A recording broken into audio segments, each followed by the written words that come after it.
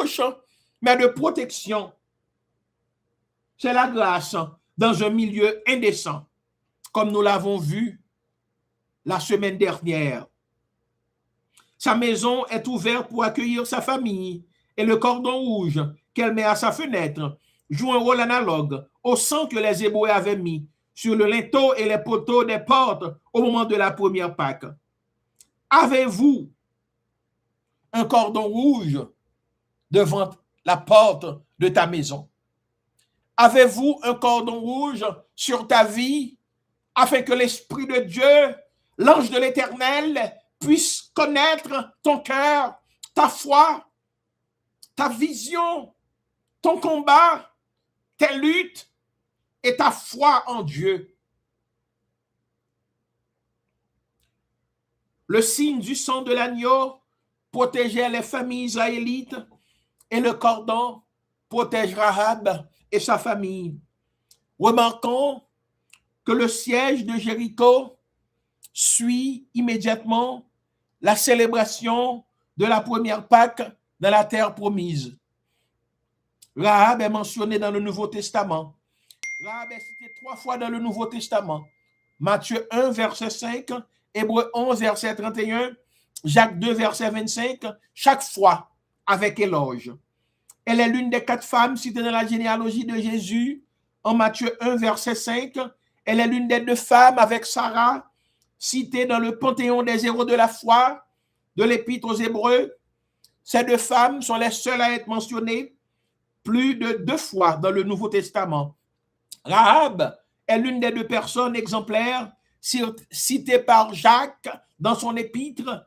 Elle est le seul personnage féminin et elle est élevée au niveau d'Abraham. Amen. Rahab est l'autre.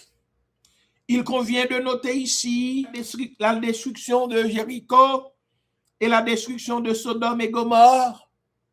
Au temps d'Abraham, Dieu informe le patriarche de la destruction imminente des 2 villes, car le cri contre Sodome et Gomorrhe s'est accru et leur péché est énorme. Abraham intercède en faveur des innocents. Oh, aujourd'hui, le cri contre l'Occident, sataniste, luciférien, s'est accru et la méchanceté des dirigeants de l'Occident, des riches, est énorme. Aujourd'hui, nous, hommes de foi, de sincérité et en la crainte de Dieu, nous devons intercéder en faveur des innocents au Mali, au Burkina Faso, à Gaza, à Iran, en Haïti et même aux États-Unis. Dieu détruirait-il une ville si elle compte 50 justes? Non, répond l'Éternel. Abraham pose ensuite la question pour 45 justes, puis 40, 30, 20 et finalement 10 justes. Dieu répond chaque fois par la négativité. Je ne la détruirai pas à cause de ces 10 justes. Abraham est soucieux pour son neveu qui habite à Sodome. Par miséricorde, et avant de détruire Sodome, qui ne compte même pas 10 justes, Dieu envoie 2 anges pour sauver Lot et sa famille. Les 2 émissaires ordonnent à Lot de rassembler les siens et de sortir de la ville. Qui as-tu encore ici? Gendre, fils et filles, et tout ce qui t'appartient dans la ville, fais-les sortir de cet endroit. Mais aux yeux de ces gendres, il parut plaisanter, et ceux-ci restèrent dans la ville. Alors voilà pourquoi aujourd'hui, il y a de ces prophètes et de ces prophétesses, et même de ces faux prophètes et de ces fausses prophétesses qui nous disent de sortir de Babylone, de sortir des pays de l'Occident. Mais Dieu a une mission pour nous. Dieu nous fera sortir. Et calme-toi. Ne sois pas désespéré, car Dieu marche avec ses enfants. Quand l'esprit est en toi, tu es comme Joseph, le faiseur de rêves. Dieu a un plan pour toi et Dieu tient ses promesses. Jérémie 29, verset 11. Je connais les projets que j'ai formés sur vous, projets de paix et non de malheur, afin de vous donner de l'avenir et de l'espérance. Aujourd'hui, Dieu rassemble ses fils et il y aura toujours, même dans le pays des Cananéens, même dans le pays des bandits légaux, une prostituée qui connaît la magnificence de Dieu pour sauver ses enfants. Alors ce soir, l'histoire de Rahab fait l'écho à l'histoire de Lot. Dans les deux cas, Dieu envoie des êtres, deux anges, pas deux espions, pour sauver un juste et sa famille. Lot puis Rahab. Dans les deux cas, la famille doit croire les paroles du juste, Lot et Rahab, pour être sauvée. Dans le cas de Lot, Dieu envoie deux anges à Sodome dans le but précis de l'avertir et de le tirer hors de la ville. Et dans le cas de Rahab, Dieu utilise deux espions qui n'ont aucune idée du projet rédempteur de Dieu. Sur le plan moral, Lot et Rahab sont loin d'être irréprochables, puisque Lot est prêt à livrer ses filles aux hommes pervers de Sodome et Rahab est une prostituée. Malgré cela, Lot et Rahab sont attachés à l'Éternel.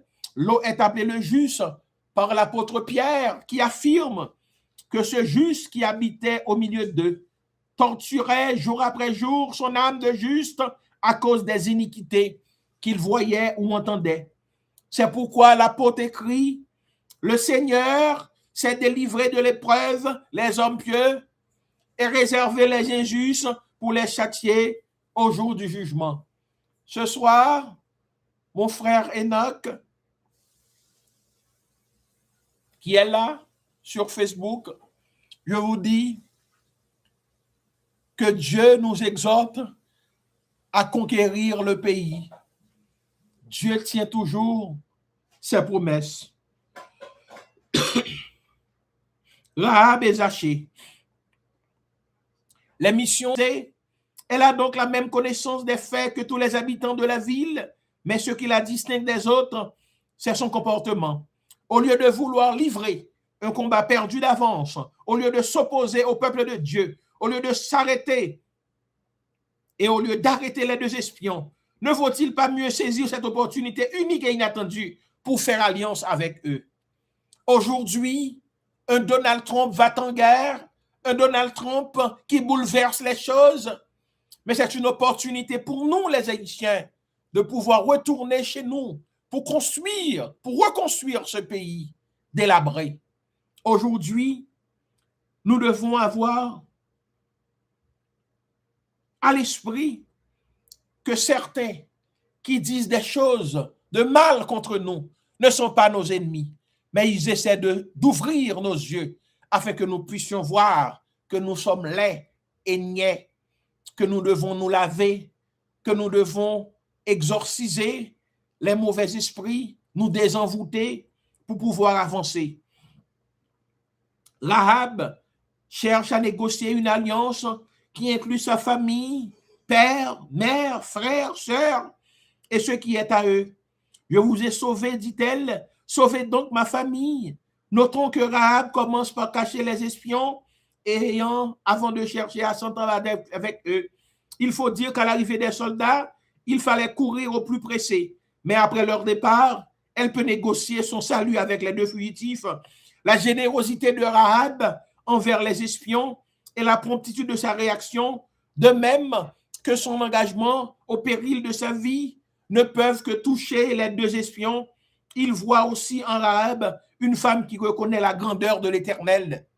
Aujourd'hui, nous avons des Haïtiens grands diplômés, nous avons des Haïtiens professeurs d'université, nous avons des Haïtiens qui ont réussi dans le commerce, dans les affaires, mais qui ne veulent pas se tenir debout pour Haïti, pour plaider la cause des faibles, pour plaider la cause de ceux qui sont incapables, pour plaider la cause de ce peuple souffrant là-bas en Haïti. Mais ils s'allient avec l'étranger pour tout détruire, pour tout vendre, pour offrir des contrats léonins. Mais aujourd'hui, c'est la honte qui nous envahit. Alors je le dis,